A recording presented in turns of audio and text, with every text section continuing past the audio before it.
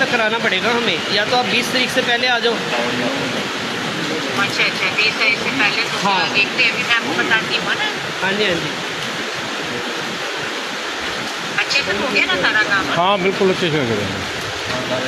ठीक है, तो मैं ऐसे इन्फॉर्मेशन लिए ना, आप मुझे वीडियो भी भेज दो। ठीक है भेज दूँगा। ये आपके आने पे होगा सारा काम। हाँ बाकी तो आप आ लोगे जब होगा ना। ये संस्कार हुआ है, अभी तो संस्कार हुआ है।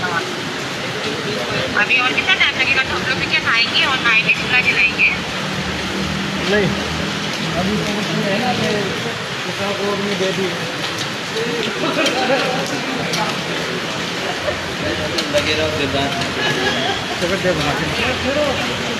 नहीं चल रही है, चल रही है।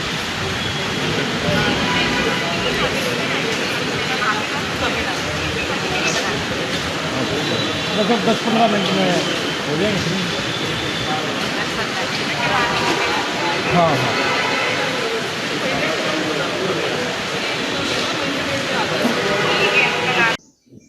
एक मोठा कापड व्यापारी होता. कापडाचा व्यवसाय करून तो चांगल्या पद्धतीनं आयुष्य जगत होता आणि त्यानं त्याच्या मुलांना सुद्धा चांगलं आयुष्य देण्याचा प्रयत्न केला. त्यांना चांगलं शिकावं, मोठं व्हावं, त्यांनी सुद्धा मोठा उद्योगपती व्हावं अशी इच्छा त्या कापड व्यावसायिकाची होती. म्हणून त्यानं त्या पद्धतीनं मोठे प्रयत्न केले होते आणि आपल्या लेकरांना चांगल्या पद्धतीनं शिकवलं होतं. पण मात्र हा जो कापड व्यापारी आहे, त्या कापड व्यापाऱ्याला 3ही मुलीच होत्या. पण मात्र तरी सुद्धा त्यानं मागं पुढं पाहिलं नाही. आपल्या 3 मुलींच्या शिक्षणासाठी त्यानं सगळे काही प्रयत्न केले. पण मात्र कापडाचा व्यापार करत असताना हळूहळू त्या कापड व्यापारामध्ये मंदी आली आणि त्याचा बिझनेस त्या ठिकाणी ठप्प पडायची वेळ आली. पण मात्र तरी सुद्धा खचून न जाता पैशाची तडजोड करून त्यानं त्याच्या 3ही मुलींना चांगल्या पद्धतीनं शिकवलं, नोकरीला लावलं आणि त्याच्या 3ही मुली शिक्षिका झाल्या, चांगल्या शाळेमध्ये नोकरीला सुद्धा लागल्या. परंतु मुली नोकरीला लागल्यानंतर त्यांना आईवडिलांचं घर सोडावं लागलं आणि ज्या ठिकाणी नोकरी आहे त्या ठिकाणी जावं लागलं. इकडं त्यांचे आईवडील हे वयोवृद्ध झाले होते, त्यांचं सुद्धा वय झालं होतं. तर त्याच्या 3 मुली आहेत त्या नोकरीसाठी दुसऱ्या गावामध्ये गेल्या होत्या. मग या वृद्ध आईवडिलांचा सांभाळ कोण करेल, काय करेल, म्हणून त्या 3ही मुलींनी त्या कापड व्यापाऱ्याला वृद्ध आश्रमामध्ये ठेवलं होतं.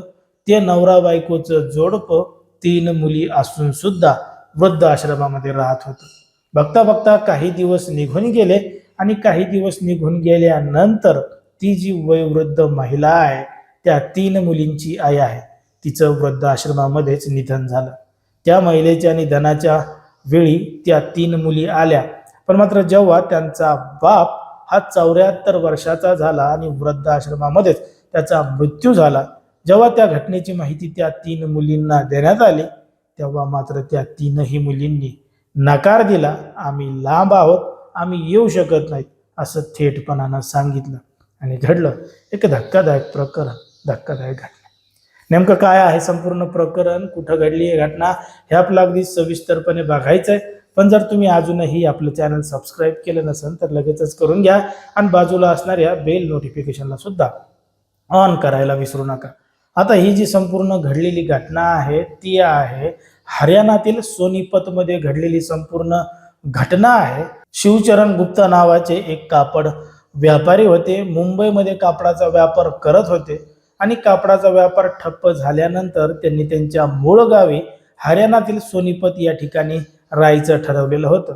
या शिवचरण गुप्ता यांना 3ही मुली होत्या. मुलींच्या शिक्षणासाठी त्यांनी मोठे प्रयत्न केले होते, मोठा खर्च केला होता आणि त्यांना शिकून सवरून मोठं नोकरीला सुद्धा लावलं होतं. 3ही मुली या शिक्षिका झालेल्या होत्या.